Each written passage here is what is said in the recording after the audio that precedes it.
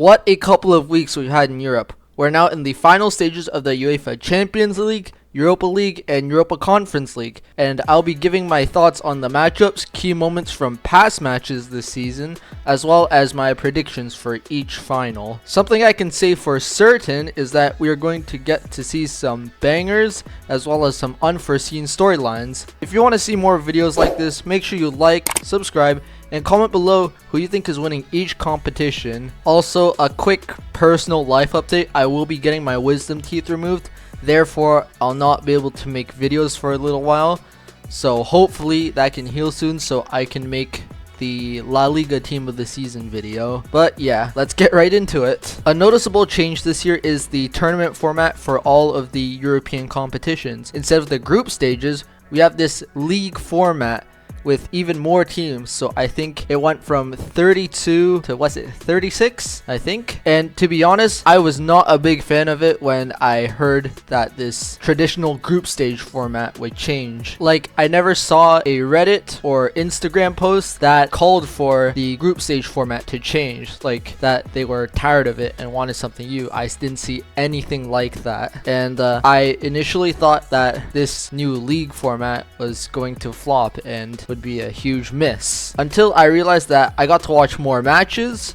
and the table would always be changing. Then my opinion swayed from one side to the other, and I realized that this was a good thing. Maybe the fans that follow their club ever have to pay extra for match and plane tickets if I had to be really picky on the negative effects that this format change may have. But personally, I had to endure some of the most painful losses of Man City season in just the UCL alone, but that is just unfortunate for me. If you are a Barca or Liverpool fan, something like that, believe me, it was all sunshine and rainbows.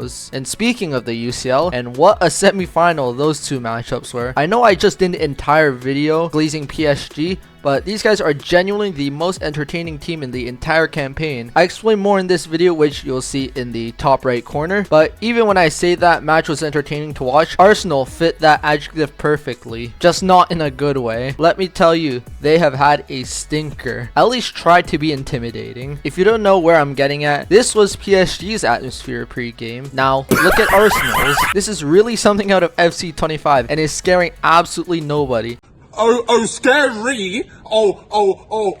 Shiver my timbers! Shut up, man! These guys couldn't even choreograph a design with flags. Like, I need to speak to the supporters group that came up with this curtain design. Now, onto the pitch, and from the get-go, all I could see that they could do was have Thomas Partey take these long throw-ins that never got to anybody. There was more than 7 in there, I'm pretty sure. Also, I've seen a lot of talk about how Gianluigi Donnarumma is Bukayo Saka's biggest nightmare. From the Euros to the Champions League semi-final, to his wedding, to his firstborn child being born, all the way to his deathbed.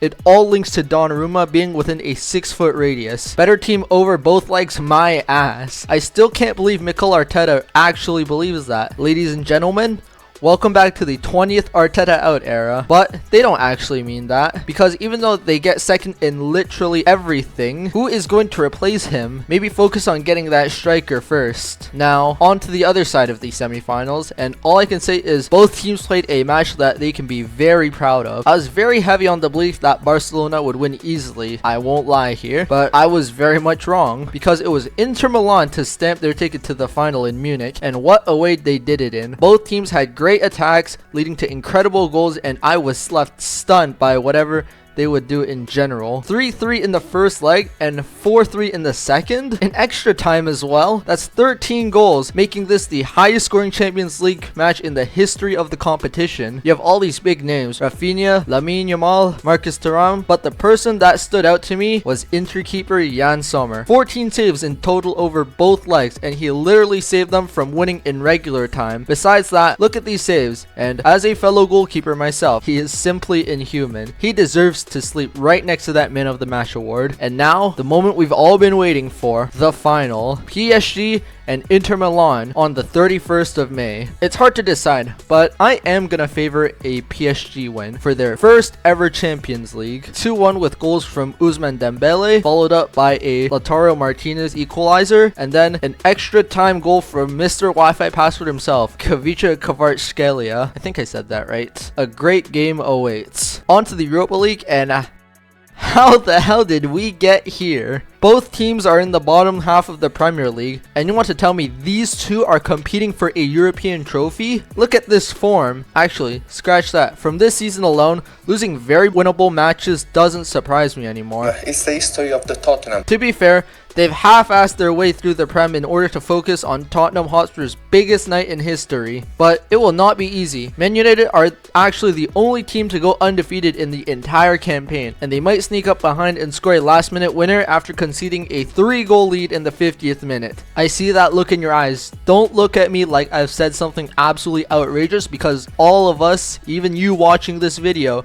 knows that this is 100% true. But it's not like I fully back United to win this match. I mean, who are we kidding here? A pillow is more effective than Rasmus Højlund, and Manuel Ugarte went from being a top defensive midfielder at PSG to absolute mush. And finally, Andre Onana can't even save his car from being impounded, yet alone a couple goals from his net. You know what the Super Bowl is? Well, this is the toilet bowl. Hey guys, look, we don't want to win. So, here's a list of all the pitches I'm gonna throw in order. Ooh! I don't think so, South Park. Yeah, you think we want to win? Then we have to keep playing this boring game. Yeah! You hate this game too? Yeah, and then we won the stupid regionals and had to do this lousy tournament. We want to play video games. 0-0, going to penalties where Spurs win, because why not? Let's see Ange win that trophy in his second season. I really don't want United to win. Their fans will drag this trophy for the rest of their human existence because they literally can't win anything else. And before I move on, what a storyline United and Lyon had. Onana and Nemanja Matic scrapping, Matic getting everybody but Onana's jersey in that first leg, with Andre having the last laugh on a 7-6 aggregate score. It's absolute comical madness. And for the final competition, the big one, the Europa Conference League, because the final between Chelsea and Real Betis has me focused on one man and one man only. Nicholas Jackson. Of course, it's gonna be Antony. When you have been used very little and clowned by others when you are, leaving the absolute hellhole of United and having a phenomenal loan season at Real Betis is one thing reviving his career. Just look at this banger against Fiorentina. Even David De Gea had to clap for that. If he was there from the beginning of this season, he'd easily be one of La Liga's best wingers. Chelsea, on the other hand, I kind of expected them to win every one of their games. I know it's shocking that the team with 50 people and a bajillion dollars is gonna win against the one with Kazakhstani farmers that play football twice a week. Also, you really can't tell me you had it rough when you played a team called Noah. Is there a training ground on an ark? Like, what kind of a name is that? Is every player on that team named Noah? Yo, that'd be actually kind of cool.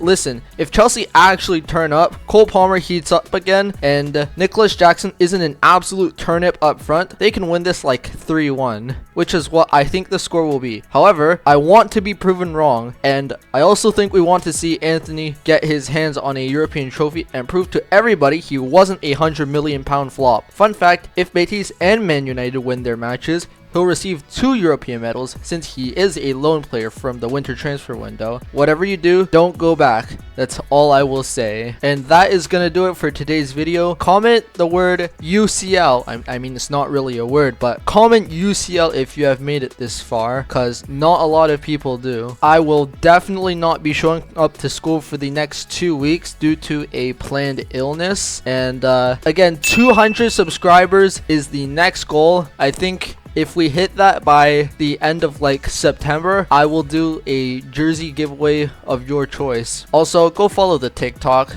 Shit dry as hell, but why not? I'm trying to expand my social media influence. Again, like, subscribe, and all that good stuff. So yeah, have a good day and peace.